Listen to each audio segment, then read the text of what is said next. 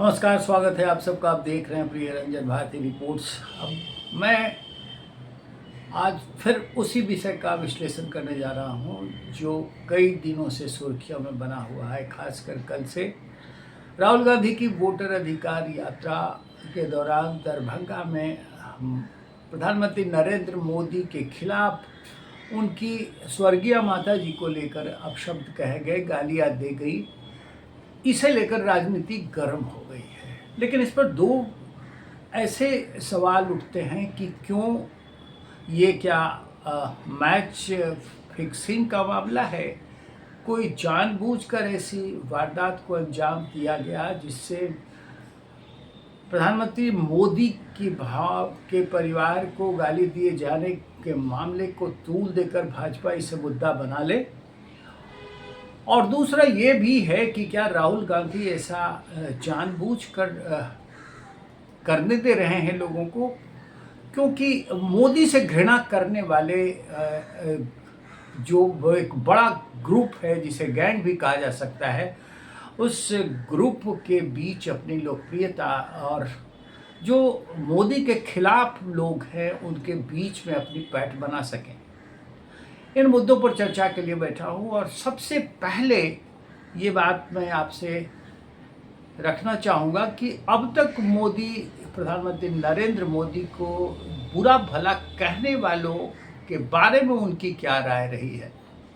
गीतकार प्रसून जोशी के साथ एक बार इंटरव्यू के दौरान प्रधानमंत्री मोदी ने खिलखिलाते हुए कहा था कि लोग मुझे जितनी गालियां देते हैं मैं उतना ही मस्त और स्वस्थ रहता हूं।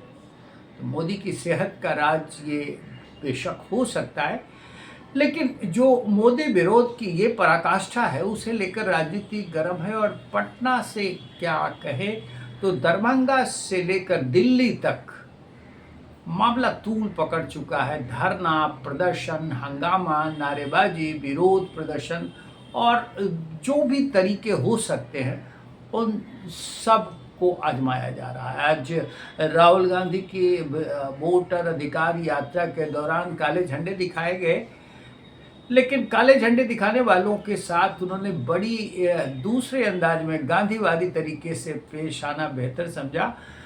गाड़ी रोकी और उन लोगों को बुलाया, उन लोगों से कहा कि अब मोदी के आप समर्थक हो, मुर्दाबाद मुर्दाबाद करो, ये ठीक है, लो टॉफ़ी खाओ। तो ये गांधीगिरी के अंदाज में राहुल गांधी ने एक छाप छोड़ने की कोशिश की है। इन सबसे परे एक बात यह है कि आखिर राहुल गांधी मोदी के खिलाफ घृणा की जो पराकाष्ठा है वहां क्यों पहुंचना चाहते हैं, इसके पीछे की वजह क्या है। साफ तौर पर इंगित होता है कि मोदी विरोधियों के बीच में अपनी पैठ बनाना इनका टारगेट है और ये जानते हैं। इस बात की अक्लमंदी, इस बात की समझ इन्हें है कि जितना ही हम मोदी का विरोध करेंगे उतनी ही लोकप्रियता बढ़ेगी। हालांकि मोदी का विरोध करना एक चलन सा हो गया है, एक फैशन सा हो गया है और मोदी विरोध की बातें जितनी हद तक गहराई में डाले जाने की कोशिश की गई उसका उतना स्वाभाविक रिएक्शन भी हुआ, उसकी प्रतिक्रिया भी हुई है। और गौर करिए इस बात को, न्यूटन ने बहुत पहले ही ये कहा था। वो ये बात को पुख्ता प्रमाणित कर गए थे, एक सिद्धांत बना कर गए थे कि हर क्रिया के विपरीत प्रतिक्रिया होती है। जिसे आप दबाना चाहेंगे वो स्वाभाविक रूप से उभरेगा और कहीं ज़्यादा आपकी अपेक्षाओं से ज़्यादा उभरेगा। ये बात यहाँ भी लागू होती है।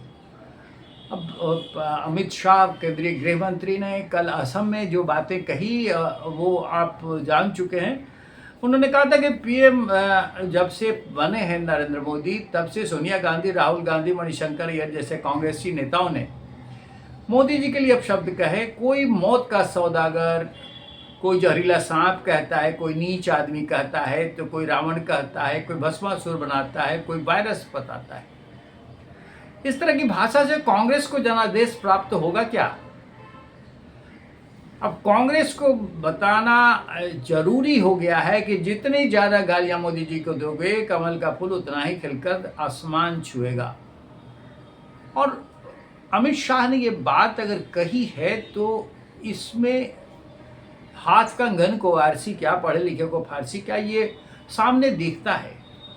अब आप देख लीजिए, गौर कीजिए इस तरह से कि मिसाल के तौर पे 2017 का गुजरात विधानसभा चुनाव, दिसंबर 17 में कांग्रेस नेता मणिशंकर कहिया ने प्रधानमंत्री मोदी के बारे में कहा, ये बहुत नीच किस्म का आदमी है, इसमें कोई सभ्यता नहीं है। ऐसे मौके पर इस किस्म की राजनीति की क्या जरूरत है, इसको तो दबा देना चाहिए।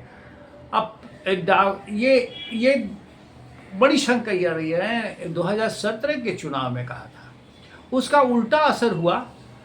अब निजी तौर पर टारगेट करके जितने भी बयान अपमानजनक बयान मोदी के खिलाफ दिए गए, उसका असर हमेशा उल्टा हुआ। बीजेपी का देश भर में करीब 38% कोर वोटर शेयर है और इसमें से करीब 28% कोर वोटर हैं, 38% वोट शेयर है इनका।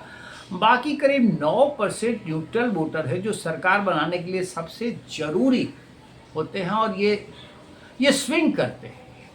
तो ऐसे मौक़ों पर जब जिसके प्रति आपके मन में एक अच्छी भावना हो, जिसे आप सुपर हीरो मानते हो, उसको अगर गालियां दी जाती है, उसके खिलाफ अपशब्द कहे जाते हैं, तो आपका मन तिलमिलाता है और उसके खिलाफ, जो ऐसा करने वाले हैं उसके खिलाफ उठ खड़ा होता है और फिर आप न चाहते हुए भी उसके पक्ष में, जिसे गाली दी गई है, जिस शिकार बनाया जा रहा है, उसके पक्ष में चले जाते हैं। ये स्विंग वोटर हमेशा हर चुनाव में इन्हीं कारणों से मोदी के इर्द गिर्द गोल बंद हो जाते हैं।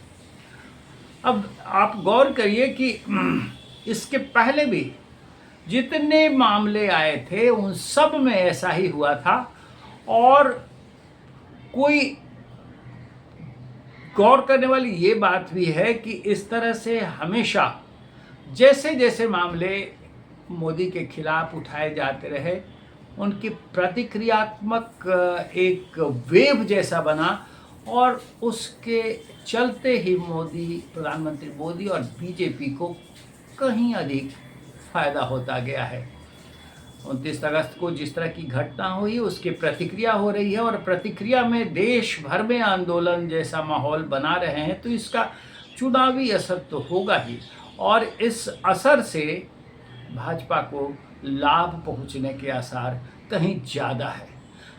गौर करें, रेणुका चौधरी ने भी कभी कहा था कि मोदी बीमारी फैलाते हैं। जयराम रमेश ने भस्मासुर भी कहा था। बेनी प्रसाद वर्मा ने कहा था कि पागल कुत्ते को कभी जीतने नहीं देंगे।